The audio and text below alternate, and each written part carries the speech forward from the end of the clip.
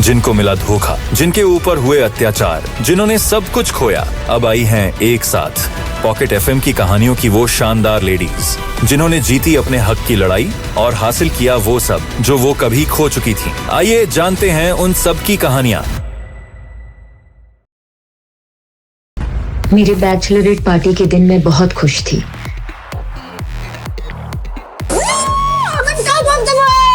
तो एक सेलिब्रेशन तो बनता है बेटा। पर शादी के एक दिन पहले मेरे साथ ऐसा घिनौना हादसा हुआ जिसे बताने में भी मुझे शर्म आती है।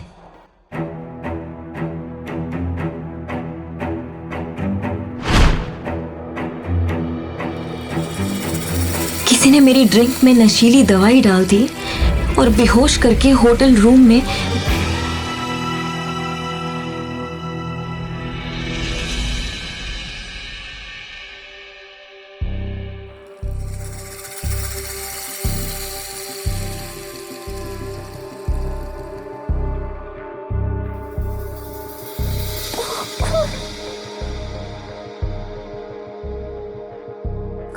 ऋषि के साथ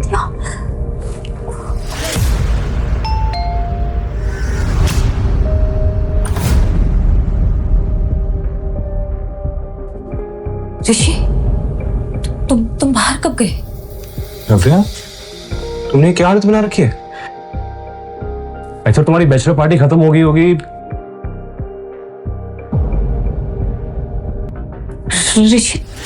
ऋषि मेरी बात सुनो। Don't you dare! अपनी जुबान से मेरा नाम भी मत लेना। ये बिस्तर, ये कपड़े, ये टाई और दारू के नशे में तुम्हारी सारी असलियत सामने आ गई। 2 दिन में हमारी शादी है और तुम कल रात को किसी और के साथ। नहीं, अब तुम्हारे साथ शादी करने का कोई मतलब नहीं।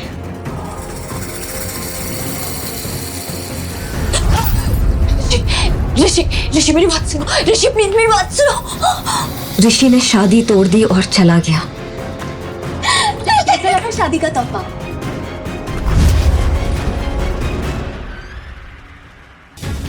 पर दूल्हा बदल गया। जो ड्रिंक मैंने कल रात पी थी उसमें नशीली दवाई उसी ने मिलाई थी। इतना बड़ा धोखा किया मेरे साथ कनिका। क्यों? क्योंकि मुझे ऋषि की साली नहीं, घर वाली बनना है। और बात रही तुम्हारी, तो तुम्हें तो मैं कभी खुश नहीं रहने दूंगी।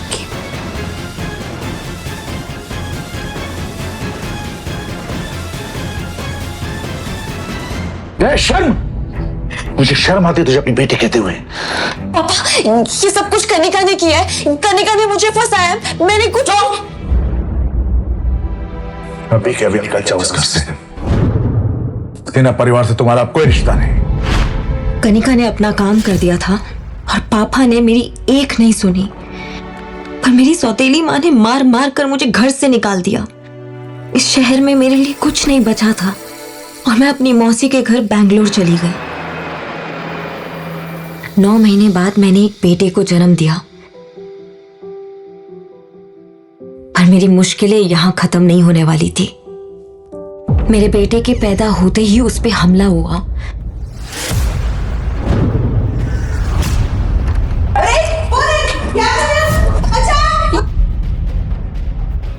पर मौसी ने उसे बचा लिया। कौन था वो आदमी, आपको पता चला? वो आदमी कौन था ये तो नहीं पता, लेकिन वो ऐसे बड़बड़ा रहा था कि वो आपके बेटे का पिता है। इसका मतलब ये वही आदमी था जिसने उस दिन मेरे साथ होटल में। लेकिन कौन है वो?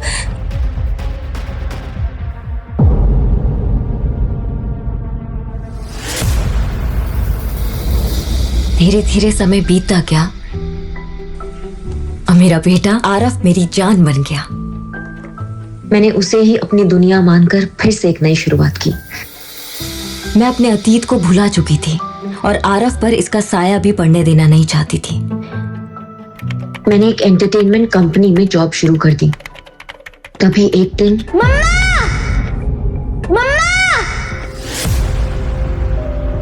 जल्दी आओ। आरफ पापा मिल गए।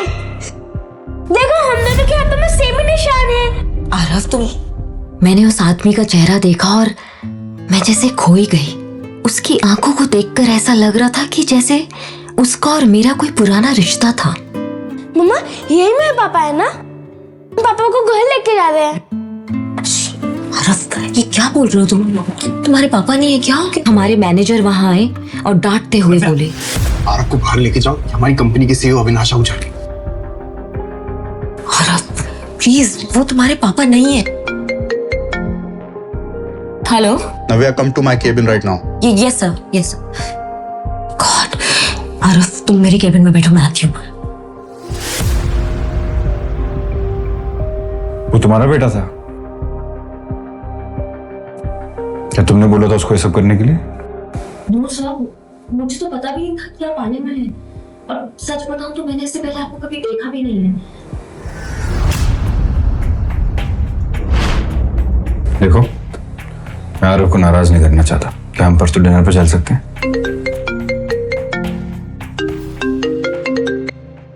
मैं ये सोचकर बहुत खुश हो रही थी कि ये मेरी जिंदगी की एक नई शुरुआत है कि तभी मेरा फोन बजा और ऊपर पापा का नाम देखकर मेरे होश उड़ गए। 6 साल बाद पापा ने मुझे फोन किया था। पापा वो बहुत बीमार थे और बस आखिरी बार मुझे देखना चाहते थे। मुझसे रहा नहीं गया और दूसरे दिन मैं आरफ को लेकर अपने शहर पहुंच गई। पर वहां जाकर जो हुआ वो देखकर मेरे पैरों तले जमीन ही निकल गई थी। पापा, नव्या,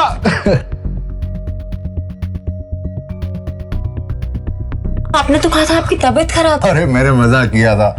तुम्हारी सौतेली बहन कनिका की एंगेजमेंट है, इसलिए तुम्हें बुलाया। तो उसके साथ साथ तुम्हारे लिए भी एक तोहफा है, हैं? आओ आओ आओ, कौन?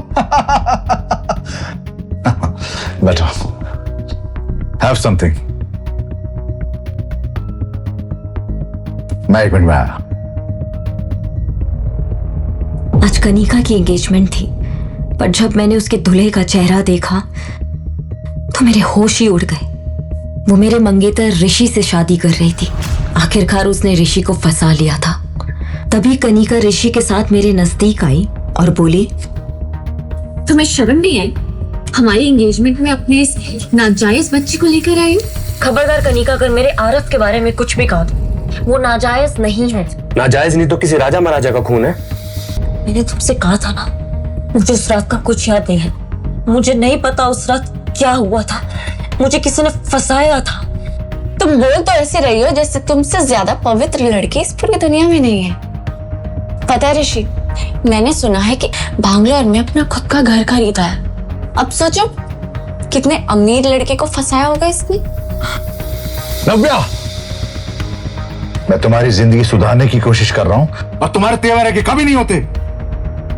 मैंने तुम्हारे रिश्ते की बात की है, तुमसे किसी को मिलवाना है। चलो आओ।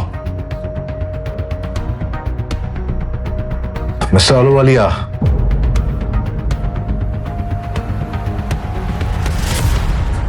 मिस्टर अहलूवालिया, अगर आप हाँ गए तो अभी रिश्ता पक्का कर देते हैं।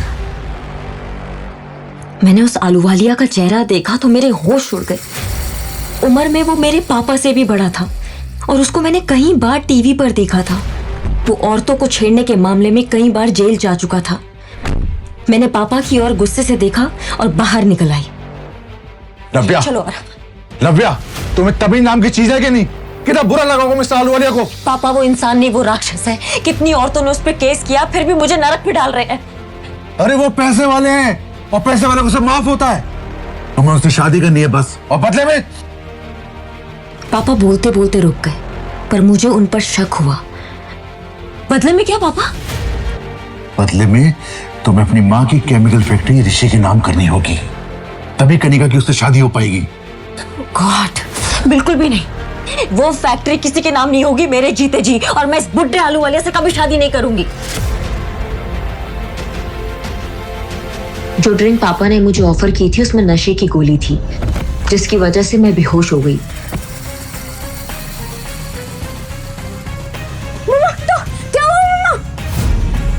मेरी आंख खुली तो मैं अस्पताल में थी और आरफ मेरे साथ नहीं था। आरफ, आरफ,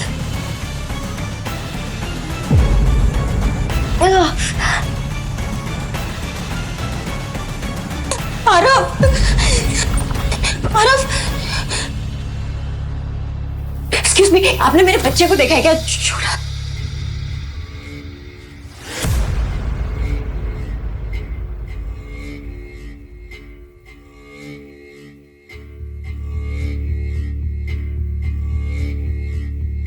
लेटर पढ़कर जैसे मेरी दुनिया ही खत्म हो गई। वो लेटर मेरे पापा ने छोड़ा था और उसमें लिखा था, तुम्हारा नाजायज बेटा हमारे कब्जे में है। अगर उसकी सलामती चाहती हो तो शादी के पेपर्स पर साइन करके हमारे घर आ जाओ।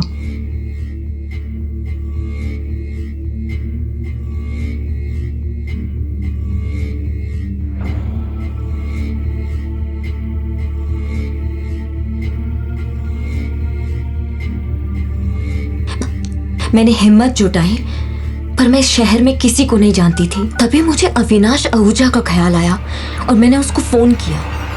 हेलो हेलो, मैं नव्या बोल रही हूँ अविनाश जी, मुझे आपकी हेल्प की जरूरत है। मेरे बच्चे आरव, उसको किसने किडनैप कर लिया है, प्लीज मेरी हेल्प कीजिए, प्लीज प्लीज।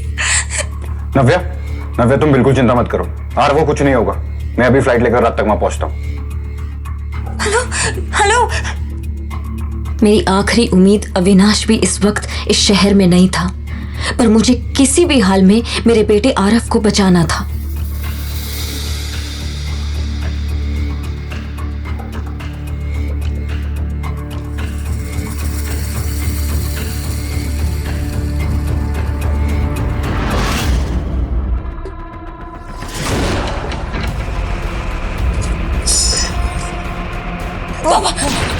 बिल्कुल भी चालाकी मत करना प्लीज, नहीं तो मेरे बेटे को बचाने के चक्कर में एक बेटी को अपने बाप पे गोली चलानी पड़ेगी। प्लीज पापा, बिल्कुल। जल्दी आओ बेटा, मामा के पास आओ, जल्दी जल्दी आओ, जल्दी आओ। और कितना तड़पाओगी नव्या? मैं तो तुम्हें महारानी बना कर रखना चाहता, मगर अगर तुम कैदी बनकर रहना चाहती हो तो कैदी बनाकर रख लेगी। मेरी दोनों ओर खतरा मंडरा रहा था, पर आरव के लिए सब कुछ जायज था। इसलिए मुझे मजबूरन आलूवालिया से शादी करने के लिए मैरिज पेपर्स पर साइन करना पड़ा। अब आरव से मुलाकात होगी। वक्त भी कितना जल्दी बदलता है ना नव्या। 6 साल पहले तुम ऋषि के साथ थी और अब देखो तुम आलूवालिया के साथ। वैसे आलूवालिया की दूसरी बीवी कहाँ गई, किसी को कुछ नहीं पता। तुम जरा बच के रहना ना नव्या। तुम भी जरा बच के रहना करने का, क्योंकि ऋषि तुमसे शादी कर रहा है मेरी प्रॉपर्टी के लिए। कहीं उसको प्रॉपर्टी मिलने के बाद वो तुमको ना छोड़ दे। खबरदार नव्या, अगर ऋषि के खिलाफ एक शब्द भी बोला तो। इसका तुम्हें अपने बच्चे की जान की चिंता नहीं है, इसलिए इतना नाटक कर रही हो? मेरी बात ध्यान से सुन लो, आलू वाले से शादी करने में ही हम सबकी भलाई है। चलो। नहीं पापा, चलो चलो।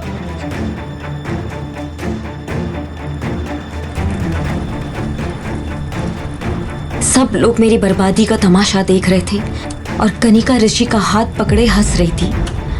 मेरे अंदर लड़ने की ताकत नहीं थी।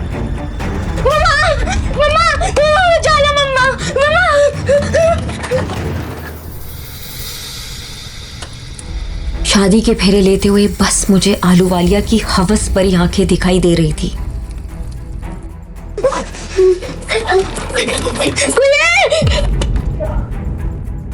मैं रोते हुए शादी का आखिरी फेरा ले रही थी कि तभी मम्मा! आरव!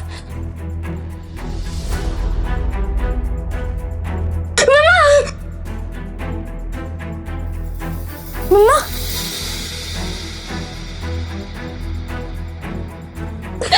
तू ठीक है ना? हाँ? मम्मा, अब आपको शादी करने की जरूरत नहीं है। मुझे ये शादी नहीं करनी। ये क्या नाटक है नव्या? तुम्हारे बेटे को तुम जिंदा देखना चाहती हो या नहीं? बहुत हो गया, अब मैं आपसे बिल्कुल नहीं डरने वाली पापा, और मेरे बेटे को कोई छू भी नहीं सकता है। आरव, जल्दी आओ। सब देख रहे हैं नव्या, लोग देख रहे हैं। अभी भी समझ जाओ, उन्हें बहुत भारी पड़ेगा। पहले तो मेरे बच्चे को किडनैप किया, फिर मेरी जबरदस्ती शादी करवा रहे हो, और अब अच्छा बनने का ढोंग कर रहे हो पापा। इतनी बड़ी बेइज्जती। Mister Sinha, the deal is off. Vishal Walia, mister Ahluwalia, Vishal Walia. अरे बाप हूं तेरा, मेरी जिंदगी बनाने जा रहा था। बाप नहीं हैवान है आप, जो मेरी शादी इतने घटिया इंसान से करवाने जा रहे थे आप। अगर मैं हैवान हूं ना तो तुम मेरे को दूध में धूली नहीं हो। आप ठीक कह रहे पापा, मुझे तो इससे अपनी सौतेली बहन कहते हुए भी शर्म आ रही है।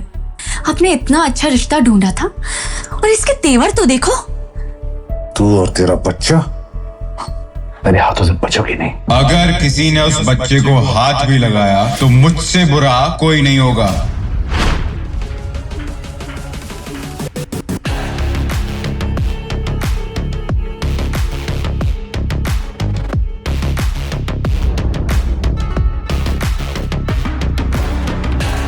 मुझे अविनाश में एक सहारा दिखता था और मैं उसके गले से लिपट गई। पर तभी मुझे एक जानी पहचानी सी खुशबू आई। ये उसका स्पेशल परफ्यूम है। पर जैसे मुझे इस खुशबू के बारे में याद आया, मेरे पैरों तले से जमीन ही निकल गई। ये खुशबू बिल्कुल वैसी ही थी।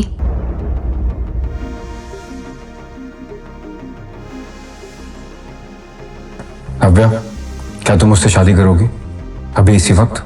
आगे क्या होगा?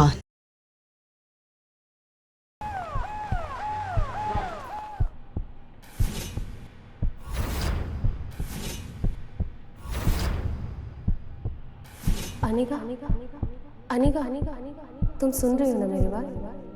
तुम माँ बनने वाली हो अनिका। डॉक्टर की ये शब्द सुनते ही अनिका समझ नहीं पा रही थी कि वो आखिर प्रेग्नेंट कैसे हो सकती है। अभी तो उसकी शादी को 24 घंटे भी पूरे नहीं हुए थे।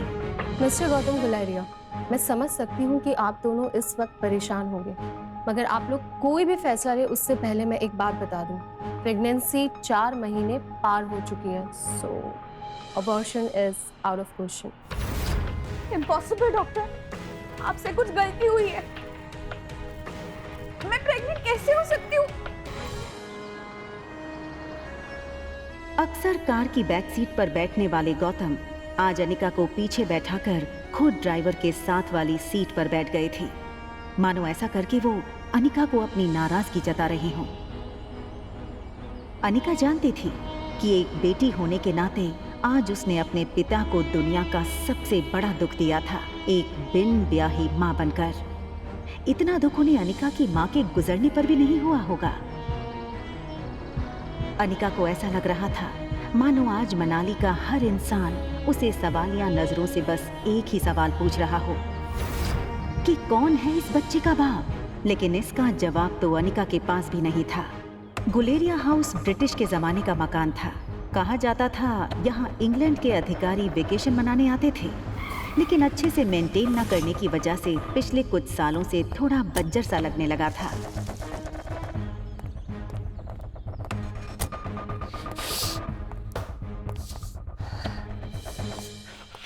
अनिका कमजोर शरीर और भारी कदमों से गौतम के पीछे पीछे घर में दाखिल हुई।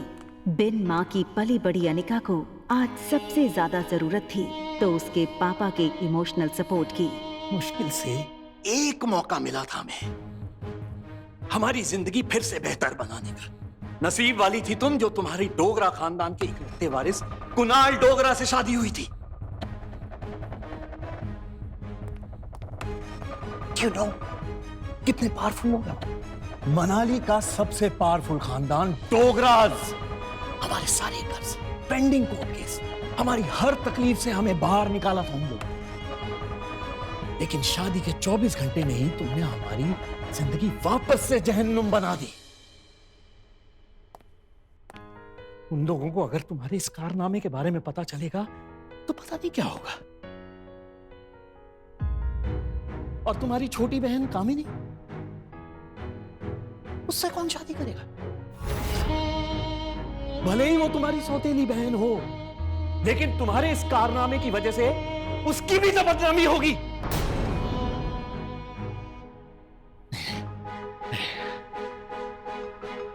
जब तक ये मामला खत्म नहीं हो जाता मैं कामिनी को और तुम्हारी मां मनीषा उसके भाई के घर भेज दूंगा। लेकिन आज नहीं तो कल सबको पता चल ही जाएगा। काश तुम भी अपनी माँ के साथ ही। अनिका वो सुन चुकी थी जो गौतम कहते कहते रुक गया था। अगले दिन सुबह गौतम ने घर में लगे सारे सीसीटीवी के पिछले 5 महीने की फुटेज को खंगाला और बारीकी से देखने के बाद वो हैरान रह गया था कि पिछले 5 महीनों से छोटी मोटी बीमारी के चलते अनिका घर के बाहर कहीं गई ही नहीं थी। ये देखकर गौतम का गुस्सा अब आश्चर्य में बदल गया। उसे इतना तो समझ आ गया था कि कहीं कुछ तो गड़बड़ थी। जल्द ही अनिका की देखभाल के लिए एक नर्स रखी गई। लगातार देखभाल और दवाइयों से अनिका की सेहत में काफी सुधार आया। 4 महीने बीत चुके थे, लेकिन साथ ही साथ उसे ये बात रोमांचक कर रही थी कि उसके अंदर एक नन्ही सी जान पल रही है जो सिर्फ और सिर्फ उसका होगा। अनिका अपनी छोटी सी दुनिया में लगभग सब कुछ भूल चुकी थी। न वो किसी से मिलती, न कोई उससे मिलता।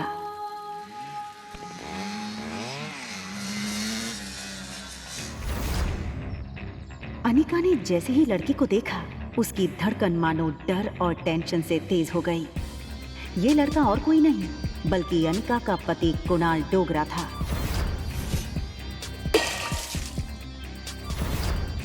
कुणाल की शादी अनिका से भले ही उसकी मर्जी के खिलाफ करवाई गई थी, लेकिन अपनी बीवी की कोख में किसी और का बच्चा देखना कोई भी मर्द बर्दाश्त नहीं कर पाए। कुणाल शादी के मंडप से सीधे दिल्ली अपने कॉलेज की पढ़ाई करने चला गया था और वहीं पहुंचकर शादी के दूसरे दिन उसे अनिका की प्रेगनेंसी की खबर मिली थी। अरे कुणाल बेटा, आज अचानक से तुमने फोन किया कि तुम्हारे कॉलेज की तुम्हारी छुट्टियां शुरू हो गई क्या? कमाल है, 4 महीने के बाद मैं घर आना, अपने दामाद को इस तरीके से वेलकम करेंगे। और वैसे भी बहुत कुछ बदल गया है अब यहाँ पे।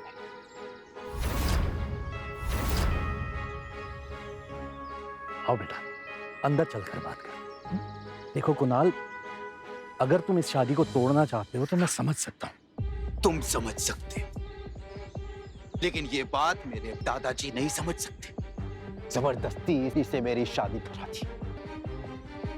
जब जब इसको देखता हूं ना, ऐसा लगता है एक ऐसे गुनाहों की सजा मिल रही है जो गुनाह मैंने कभी किए ही नहीं। देखो इस बेशरम को कैसे खड़ी है। मैं इस शादी को नहीं मानती। ये सुनकर कुणाल और गौतम दोनों ही शॉक थे। देखो बेटा, इस वक्त अनिका की तबीयत ठीक नहीं है, इसकी बातों पर ध्यान मत दो। और रहा सवाल इस बच्चे का, तो उसके पैदा होते ही उसे अनिका से हमेशा के लिए दूर कर दिया जाएगा, मेरा यकीन कर।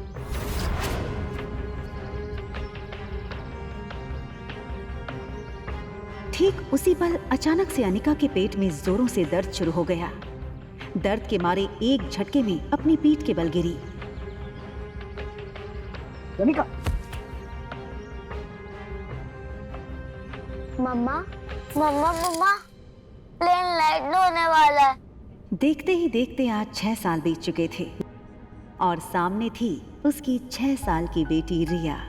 रिया का मासूम चेहरा और उसकी खूबसूरत कत्थई आंखें देखकर अनिका की जान में जान आई। मम्मा, क्या हम पापा को ढूंढने जा रहे हैं मनाली? मैंने कितनी बार कहा है तुमसे, तुम्हारे पापा नहीं है। कम ऑन मम्मा, हमारे तो टीचर सिखाते हैं कि सब बच्चों के मॉम एंड डैड होते हैं। तो क्या मैं गेमिंग वर्ल्ड से आई हूँ, या फिर मैं किसी जादू करके हेड से बाहर निकली हूँ? आबरा का डाबरा, रिया बाहर आ जा। तो मनाली में मेरा भाई मिलेगा क्या? रिया का ये सवाल सुनकर अनिका गहरी सोच में डूब गई थी। उसे याद आ गया कि कैसे 6 साल पहले उसने मनाली के हॉस्पिटल में जुड़वा बच्चों को जन्म दिया था।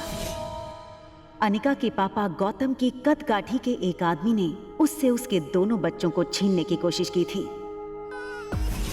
कमजोर अनिका ने बड़ी हिम्मत से उस आदमी को रोकने की कोशिश की और उसका सामना कर रिया को तो बचा लिया, मगर अफसोस कि वो अपने बेटे को नहीं बचा पाई और वो आदमी अंधेरे में उसके बेटे को लेकर भाग गया था।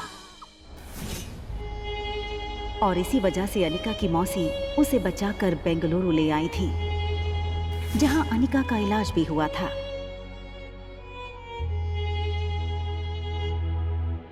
हालांकि इन 6 सालों में अनिका पूरी तरह से बदल चुकी थी।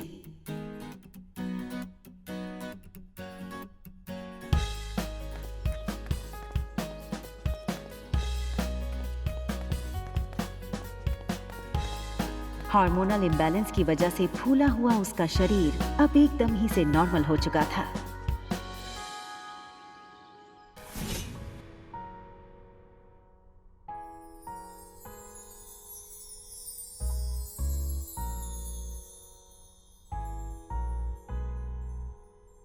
कितनी खूबसूरत लग रही हो तुम। मनाली में तो लोगों के होश उड़ जाएंगे।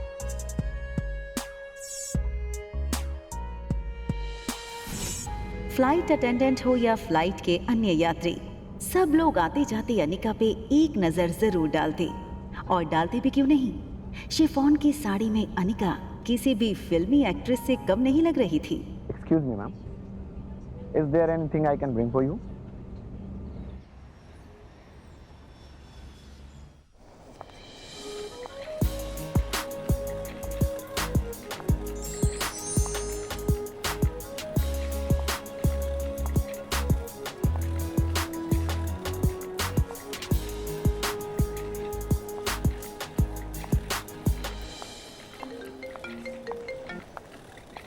हेलो पा। कुणाल तुम्हें लेने एयरपोर्ट आ रहा है, तुम उसके साथ सीधा घर आना। यहाँ पहुँचते ही तुम्हें 2 पेपर्स पे साइन करना है, एक डिवोर्स पेपर और दूसरा वो।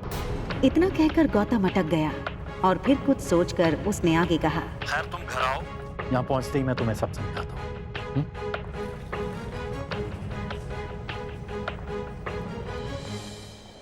इन 6 सालों में कुणाल भी काफी बदल चुका था। अब वो एक कॉलेज स्टूडेंट नहीं रहा था, बल्कि एक बिजनेसमैन था।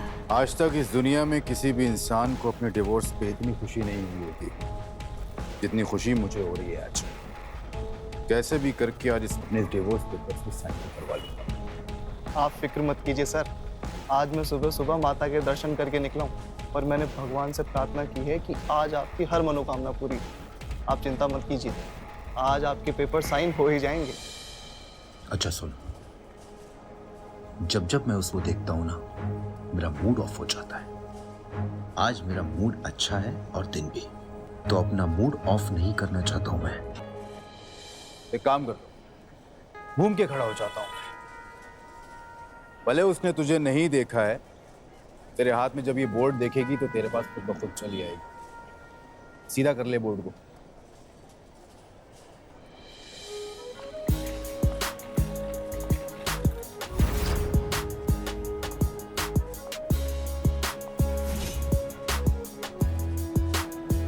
कुणाल ने एयरपोर्ट से बाहर आते हुए एक लड़की को देखा और फिर देखता ही रह गया।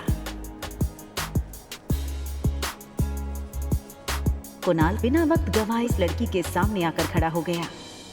अनिका एक पल के लिए सहम गई और उसे लगा कि पहले की तरह कहीं कुणाल उसकी फिर से इंसल्ट ना कर दे, और इसीलिए अनिका सीधे कुणाल को थप्पड़ जड़ देना चाहती थी, मगर वो अपनी बेटी रिया के सामने कोई तमाशा नहीं करना चाहती थी।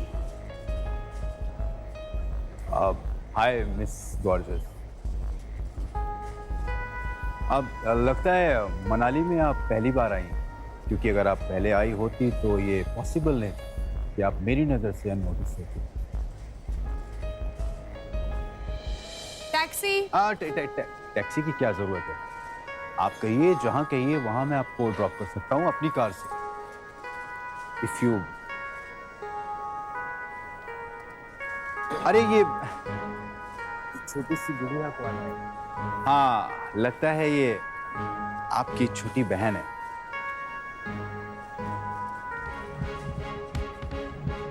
टैक्सी।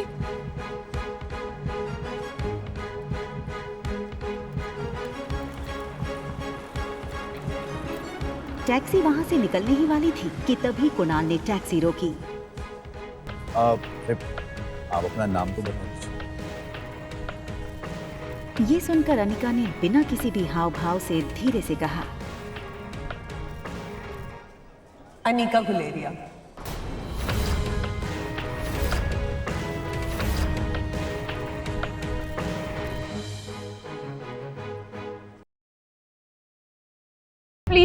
पेट में तुम्हारे ही पति का बच्चा है, मुझे मत मारो दीदी। गायत्री बहू, तुम नीचे जमीन पे क्यों पड़ी हो? कुछ नहीं होगा तुम्हें, डोंट वरी। आराम से गायत्री बहू। हिमा जी गायत्री को बहू क्यों बोल रही है? रुद्र मैं तुम्हारी बीवी हूँ, तो तुम्हारी माँ गायत्री को इस घर की बहू क्यों बोल रही है? प्लीज बताओ मुझे, ये क्या हो रहा है? उससे क्या पूछ रही हूँ, मैं बताती हूँ। क्योंकि तुम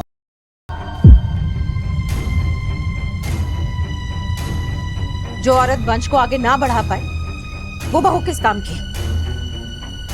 मेरे लिए तो बहू वही है जो मुझे वारिस दे।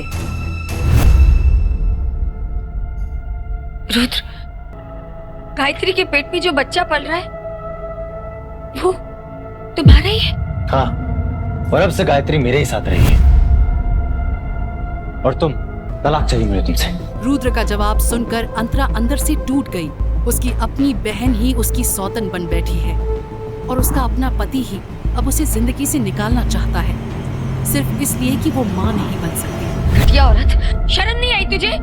अपनी ही बड़ी बहन का घर उजाड़ते हुए बेशरम। भूल गई तू कि मैंने और मामा जी ने मिलकर तेरी परवरिश की है। विदेश में जाता तुझे ताकि तेरी पढ़ाई पूरी हो सके, तेरा फ्यूचर अच्छा हो, इसलिए मैंने अपनी जवानी खपा दी।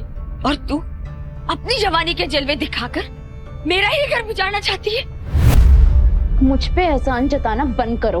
मैंने कहा था ये सब करने के लिए, ये त्याग की मूरत बनने के लिए। और मेरे माँ बाप ने जो भी किया ना, उनका फर्ज था वो। और वैसे भी मेरा ना पूरा सर फटा जा रहा है दर्द से।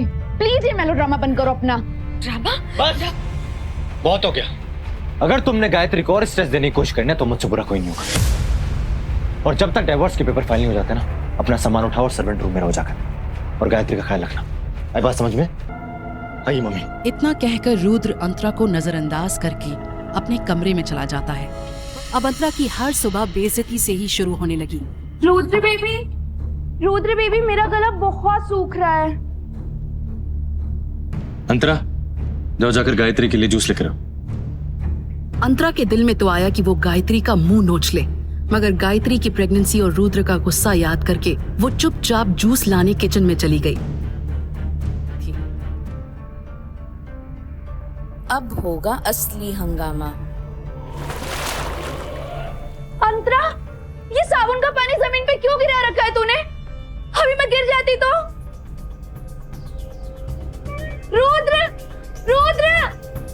रुद्र देखो ना। रुद्र दौड़ता हुआ आया और साथ में उसकी माँ भी थी।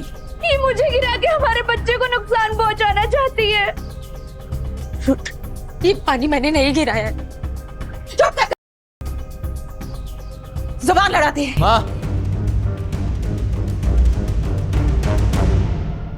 एक पल के लिए अंतरा को लगता है कि चाहे कुछ भी हो जाए, रुद्र उसे घर से बाहर नहीं निकालेगा। दफा हो जाओ मेरे घर से। प्लीज मैं कहाँ जाऊंगी? रुद्र प्लीज मेरे साथ ऐसे मत करो। मैं तुम्हारी बीवी हूँ रुद्र, प्लीज ऐसे मत करो मेरे साथ। तुम जैसे रखोगी मैं वैसे रह लूंगी। मुझे घर से मत निकालो please please please please please please please please please मुझे दवा ना डालो। मैं कहाँ जाऊंगी?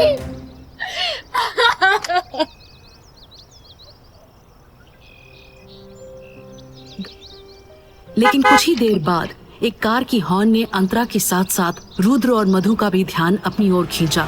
जब अंतरा ने कार के अंदर देखा तो उसके होश उड़ गए। जब तक वो कुछ समझ पाती, कार में बैठे शख्स को देखकर अंतरा फूट फूट कर रोने लगी। कार में बैठा शख्स कोई और नहीं, उसकी बेस्ट फ्रेंड तन्वी थी। तन्वी ने अंतरा को गले से लगाया। अंतरा, तेरे साथ जो कुछ भी हुआ है ना, हम उसका बदला लेंगे। मेरे पास एक प्लान है, लेकिन पहले तुझे मुझे पूरी बात बतानी पड़ेगी। उसकी आंखें जो हमेशा चमकती थी, आज रो रो कर सूज गई थी। उसका दर्द उसके चेहरे पर साफ दिखाई दे रहा था। वो याद कर रही थी कि कैसे कुछ दिन पहले अंतरा की जिंदगी में एक तूफान आया था। मैं कभी माँ नहीं बन सकती, लेकिन मेरी शादी तो उसी शर्त पर हुई थी कि मैं उसे एक बच्चा दे सकूं। अंतरा के हाथ से रिपोर्ट छूट गई। एक पल में उसकी जिंदगी की हर खुशी दुख में बदल चुकी थी। मुझे पहले ही पता था कि खोट तुझ में ही है।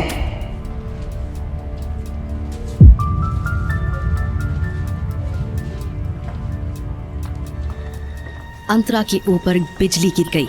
उसे यकीन नहीं हो रहा था कि उसकी अपनी कजिन, जिसके लिए वो बहन जैसी थी, उसी ने उसका घर तोड़ दिया था।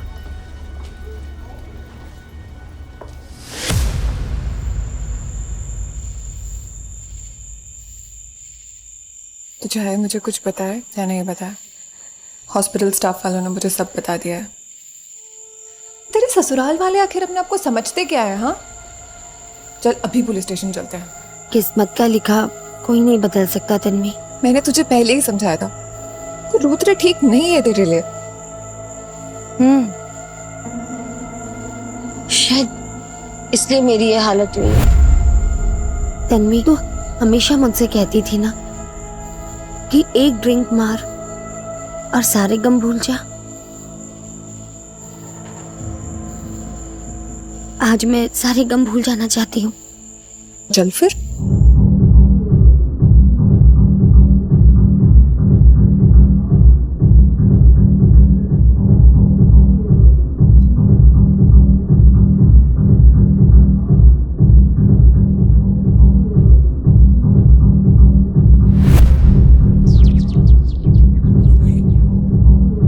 कैसा लगा? दीदी प्लीज प्लीज, मेरे पेट में तुम्हारे ही पति का बच्चा है, मुझे मत मारो दीदी। तलाक चाहिए मुझे तुमसे।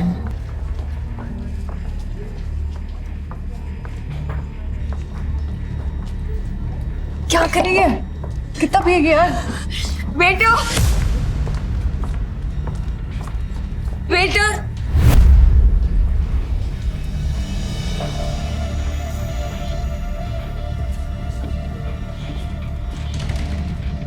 अंतरा संभाल यार खुद को। डैनी, अंतरा इन्हें रूम नंबर 607 में लेकर चलें। रूम नंबर 607, लेकिन वो तो जल्दी। अंतरा तू इसके साथ जा, मैं एटीएम से पैसे निकाल के आती हूँ, ठीक है? नशे में धुत अंतरा जब तन्वी के बताए रूम में पहुंची तो उस रूम में उसे कुछ अजीब सा महसूस हुआ।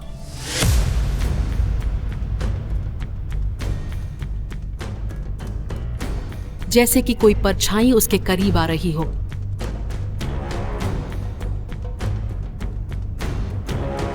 अंतरा घबराकर बेहोश हो गई।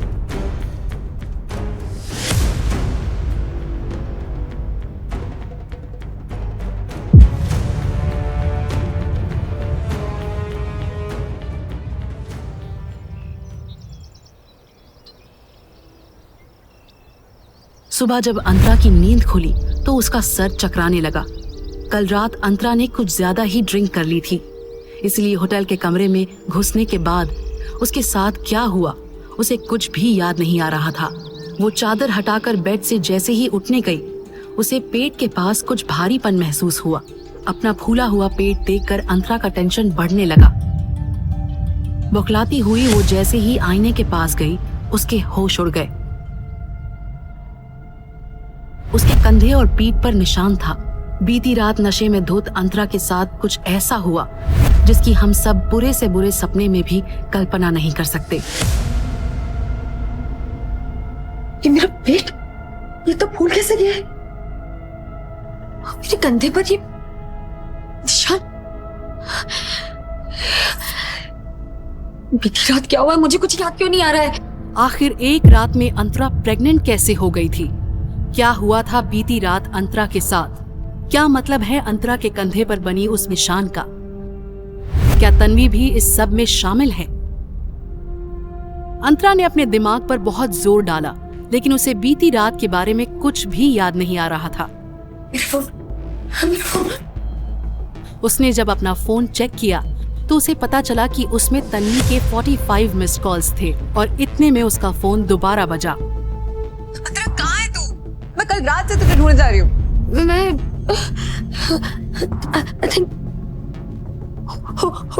होटल रूम में हूँ। मुझे एक बार अपना रूम नंबर चेक करके बता।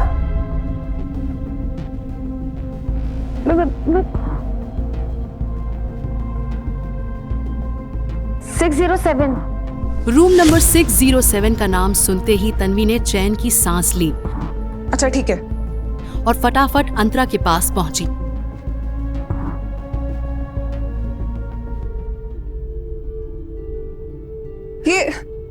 ये तेरी हालत, ये ऐसे कैसे हो गई? और तेरा पेट, ये फूल कैसे गया? हमें अभी के अभी डॉक्टर के पास चलना चाहिए।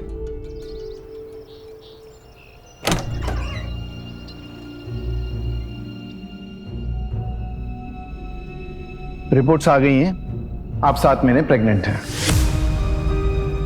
जहां एक तरफ अंतरा हैरान थी कि वो अचानक 7 महीने प्रेग्नेंट कैसे हो गई, वो भी किसी के छुए बिना, वहीं दूसरी तरफ अंतरा की प्रेगनेंसी कंफर्म होते ही तन्वी बहुत खुश थी। प्लीज मुझे बताओ तन्वी, बीती रात मेरे साथ क्या हुआ था?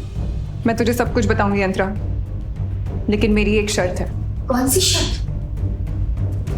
तन्वी की शर्त सुनते ही अंतरा ने कहा, ये तू क्या कह रही है तन्वी? तू भले मुझे बीती रात के सच के बारे में ना बताए, लेकिन मैं तेरी ये शर्त नहीं मान सकती। आखिर क्या शर्त थी तन्वी की? क्या अंतरा को बीती रात का सच पता चल पाएगा? जहां एक तरफ अंतरा बीती रात का सच पता लगाने की कोशिश कर रही थी, वहीं दूसरी तरफ रुद्र हॉस्पिटल में गायत्री का चेकअप करवा रहा था और गायत्री हमेशा की तरह एक नया ड्रामा कर रही थी। सब ठीक है, फिर भी हमें इन्हें एक दिन के लिए ऑब्जर्वेशन में रखना पड़ेगा। Thank you so much. अगर हमारे बच्चों को कुछ भी हो जाता तो मैं जी नहीं पाती रुद्र। नहीं नहीं नहीं, तुम बिल्कुल टेंशन मत लो। मेरे होते हुए अंतरा या कोई भी हमारे बच्चे का बाली बाका नहीं कर सकता। तो तुम्हें बिल्कुल टेंशन लेने की जरूरत नहीं है, मैं हूं ना तुम्हारे साथ। और तुम अपना ख्याल रखो, मैं तुम्हारे लिए जूस लेकर आता हूं। ओके?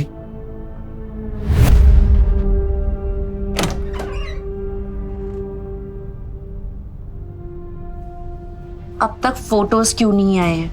अरे मैडम, बिना लड़की के फोटो कहाँ से भेजूं? हम लोग रात भर लड़की को ढूंढते रहे, लेकिन लड़की कहीं नहीं मिली। मेरी अंतरा गायब कहाँ हो गई? एक बार बस इसका पता चल जाए, फिर तो मैं उसका वो हाल करूंगी कि। इस बीच अंतरा के मोबाइल पर एक मैसेज आया। रूम नंबर 602 में 10 लोग हैं जो तुम्हारे साथ कुछ गलत करना चाहते हैं और उन्हें गायत्री ने भेजा है। What? लेकिन तुम कौन हो और ये सब कैसे जानते हो?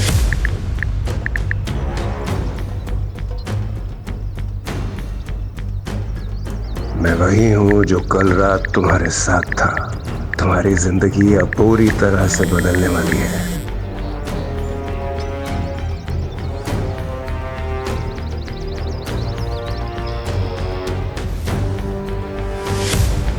क्या तुम ये भी जानते हो कि मेरे साथ कल रात क्या हुआ और मैं एक रात में ही 7 महीने प्रेग्नेंट कैसे हो गई?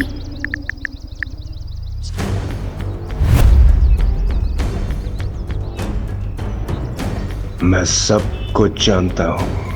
मैंने कल रात जो तुमसे कहा था कि अगर तुम उसके लिए तैयार हो तो मुझे कॉल करो। आराम से सोचो, फैसला तुम्हारा है। मैं तुम्हारे साथ हुई हर नाइंसाफी का बदला लूंगा और तुम्हें तुम्हारा हक दिलवाऊंगा। तुम्हारा अपना मिस्टर शैडो। आखिर कौन है ये मिस्टर शैडो? और कल रात के बारे में मुझे कुछ याद क्यों नहीं आ रहा है? इन सारे सवालों के जवाब मुझे मिस्टर शैडो ही दे सकता है। डरी और घबराई हुई अंतरा ने आखिरकार मिस्टर शैडो को कॉल कर ही दिया।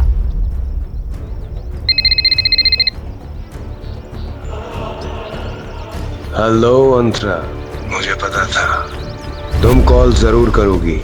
तो बताओ, क्या फैसला किया तुमने? तुम कौन हो? मुझसे क्या चाहते हो? मेरे साथ जो कुछ भी हुआ उसका बदला तुम क्यों लेना चाहते हो? अंतरा, मैं तुम्हारा दोस्त हूँ या फिर दुश्मन, ये तो वक्त ही बताएगा। लेकिन एक बात याद रखना, फिलहाल तुम्हारा हर दुश्मन मेरा भी दुश्मन है। जब तक मैं तुम्हारे साथ हुई नाइंसाफी का बदला नहीं ले लेता। आखिर कौन है मिस्टर शैडो? और क्या चाहता है अंतरा से? मिस्टर शैडो अंतरा के साथ हुई नाइंसाफी का बदला क्यों लेना चाहता है? आखिर क्या हुआ था उस रात अंतरा के साथ? अंतरा एक ही दिन में 7 महीने प्रेग्नेंट कैसे हो गई? क्या मतलब है अंतरा के कंधे पर बने उस निशान का? क्या तन्वी भी इस सब में शामिल है? और क्या शर्त रखी थी उसने अंतरा के सामने? आगे क्या होने वाला है अंतरा की जिंदगी में? आज अनिका 6 साल बाद बेंगलोर से मनाली लौट रही थी। फ्लाइट के पैसेंजर्स हों या फ्लाइट का स्टाफ, सभी उसकी खूबसूरती की ओर आकर्षित हो रहे थे। क्या कर रहे हो? सॉरी सर, देख के दो। Sorry sir, sorry. अनिका देश की सबसे बड़ी न्यूरोसर्जन डॉक्टर अमृता के नाम से मशहूर हो गई थी। आज 6 सालों बाद अनिका उर्फ डॉक्टर अमृता मनाली एयरपोर्ट में जैसे ही लैंड हुई, उसके पापा गौतम का उसे फोन आया। हेलो पा, कुणाल तुमको लेने एयरपोर्ट आ रहा है। फौरन घर आ जाओ, उसके बाद तुमको 2 पेपर साइन करने हैं, एक डिवोर्स के और एक का। तुम घर आओ, फिर मैं पूरी बात बताता हूँ। दूसरे पेपर में ऐसा क्या है जो गौतम कहते कहते रुक गया?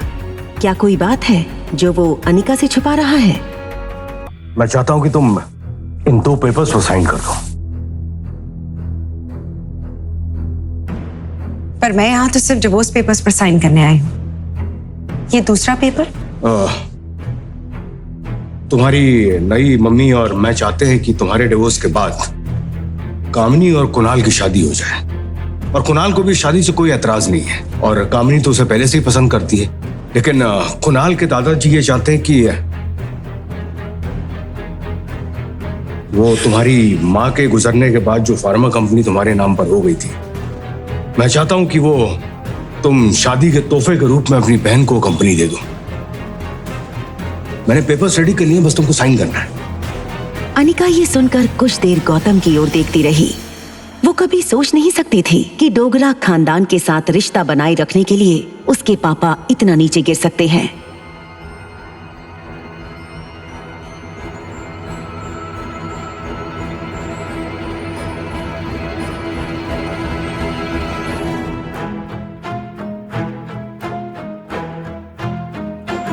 अपना कहने के लिए इस दुनिया में इस कंपनी के अलावा मेरे पास और कुछ नहीं है।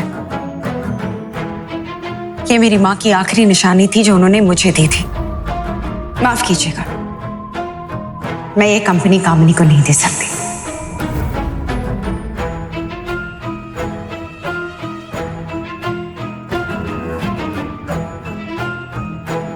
रुको, तुम क्यों हम सब की जिंदगी बर्बाद करने पे तुली हो? पहले ही बिन ब्याही माँ बनके तुमने समाज में हमारी इज्जत उछाल दी है। वो कम था जब अपनी छोटी बहन की जिंदगी बर्बाद करने चली हो?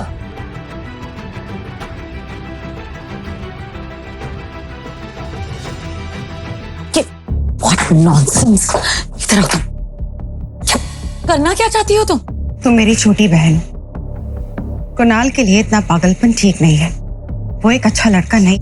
मुझे पता है कौन कैसा है, और वैसे भी अगर तुम्हें मेरी इतनी ही फिक्र है तो वो कंपनी मेरे नाम क्यों नहीं की तुमने? हाँ, कामिनी के इस सवाल से अनिका इतना तो समझ चुकी थी कि कामिनी को समझाने का कोई फायदा नहीं था, इसलिए वो आगे कुछ भी कहे बिना मुड़कर जाने लगी। वैसे ये फार्मा कंपनी रखी किसके लिए है? कोई जिगरी यार के लिए या अपनी औलाद के लिए? खबरदार, जो आज के बाद मेरी बेटी को कहा तो। अनिका दुनिया में हर चीज से लड़ सकती थी, मगर कोई उसकी बेटी को कहे ये उसे बर्दाश्त नहीं था। मुझे आज तक कभी किसी ने छुआ तक नहीं है, मैं प्रेग्नेंट कैसे हो सकती हूँ? आखिर अनिका के बच्चों का बाप है कौन? ये सवाल अनिका को पिछले 6 सालों से सता रहा है। लेकिन आज अनिका के मन में एक और सवाल था कि आखिर उसकी माँ की फार्मा कंपनी को हथियाने के पीछे सब क्यों पड़े हैं। तभी अचानक उसे कुछ याद आया और कंपनी के वफादार मैनेजर को उसने फोन लगाया। हेलो मनोज अंकल, नमस्ते। अनिका बेटी, कैसी हो? इतने सालों के बाद कंपनी की मालकिन ने अपने इस मुलाजिम को याद किया। कंपनी की मालकिन तो मैं सिर्फ कागज पर हूँ, कंपनी के असली मालिक तो आप हैं। अच्छा अंकल, मुझे ये पूछना था कि कंपनी ठीक तो चल रही है ना? बेटा बस यूं समझ लो, डूबती हुई नाव में छेद को पकड़कर बैठा हूँ। फिर भी सालाना 4-5 लाख का प्रॉफिट हो जाता है, जो मैं गौतम जी को भिजवा देता हूँ। अब तुम कहो तो आगे से तुम्हें भिजवा दूंगा। नहीं नहीं अंकल, इसकी कोई जरूरत नहीं है। आप अपना ध्यान रखिए। आखिर ऐसी क्या बात है इस छोटी सी कंपनी में जो डोगराज हाथ धोकर कंपनी के पीछे पड़ गए हैं। पहले मेरे जरिए ये फैक्ट्री हड़पने की कोशिश की और उसी के चलते कुणाल से मेरी शादी करवाई और अब डिवोर्स। भैया, ये आइसक्रीम शॉप पर रोकना प्लीज।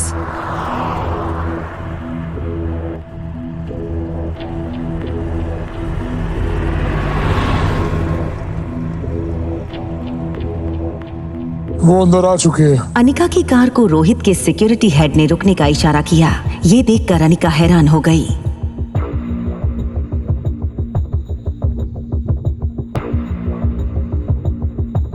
ये क्या बदतमीजी है? इस तरह मेरा रास्ता रोकने का क्या मतलब है? I am sorry ma'am, but हमें आपका सामान चेक करना होगा। Can you please come out?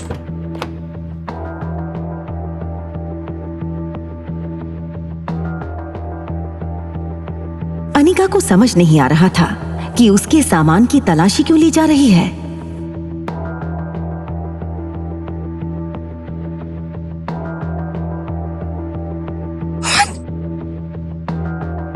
Yes sir, confirmed. It's chocolate ice cream.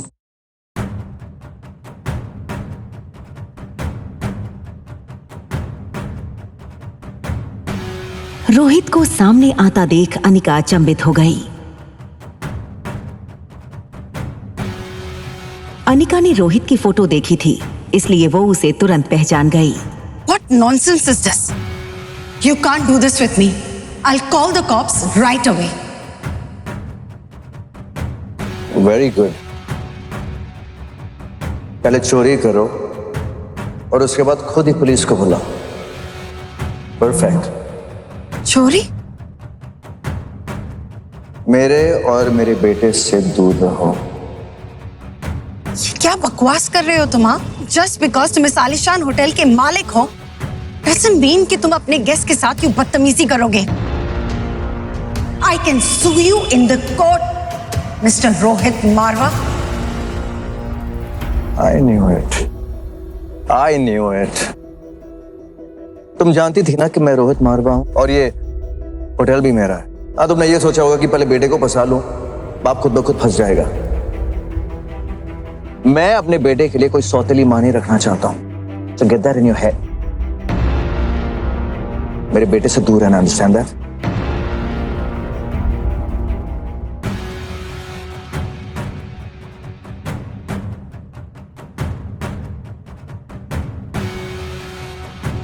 समझता क्या है अपने आप को? इस रोहित मारवा को तो मैं सबक सिखा के ही रहूंगी। ये लड़का और कोई नहीं बल्कि रोहित मारवा का कजन भाई सनी था। देखो दीदी, मेरा भाई ना इतनी आसानी से फंसने वालों में से नहीं। बहुत लड़कियां कोशिश कर चुकी हैं आपकी तरह, और ये वाला तरीका जो आपने अपनाया है ना, ये भी लड़कियां ट्राई कर चुकी। Think something out of the box. और मेरा भाई ना बहुत स्ट्रिक्ट है, ना वो किसी के पास जाते हैं और ना कोई उनके पास और इनके पास आ सकता है सिवाय मेरे। What nonsense is this? तुम्हारा दिमाग खराब हो गया है क्या? अनिका को यूं गुस्से में देखकर सनी पीछे हट गया। दूसरी तरफ गुलेरिया हाउस में पार्टी लगभग खत्म हो गई थी। I'm so glad कि कुणाल ये पार्टी एंजॉय कर रहा है। लेकिन कामिनी इस हकीकत से अनजान थी कि कुणाल उस एयरपोर्ट वाली लड़की के बारे में अपने दोस्तों से बातें कर रहा था और इसीलिए वो इतना खुश नजर आ रहा था। कांग्रेचुलेशंस बेटा। कामिनी के बर्थडे पे तुम्हारे लिए एक सरप्राइज गिफ्ट है। Thank you so much. आज इन डिवोर्स पेपर्स को देख के दिल हल्का हो गया। बट नॉट फॉर लॉन्ग, क्योंकि बहुत जल्द तुम दोनों की शादी होने वाली है।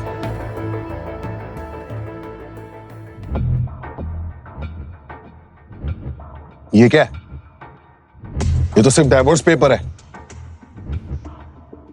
जब तक अनिका फार्मा कंपनी के पेपर्स पे साइन नहीं कर देती, तब तक ना मैं शादी करूंगा और ना ही मेरी फैमिली करवाएगी।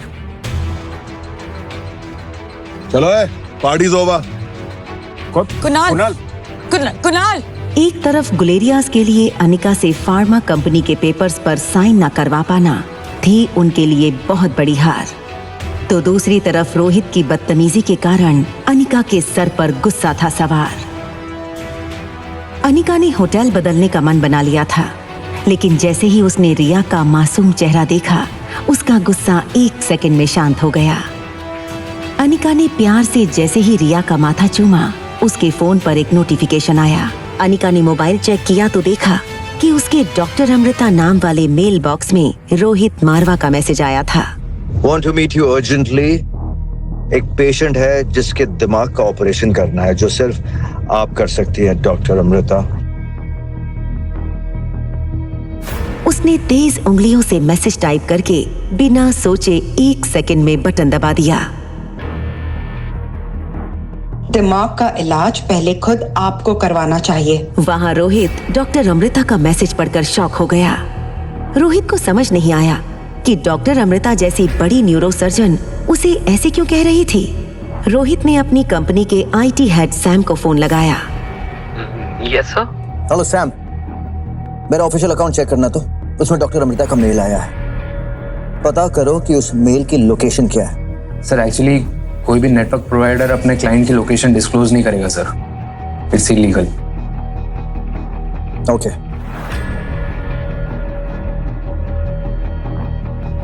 हेलो, हाँ सनी। भैया वो आर्यन। व्हाट?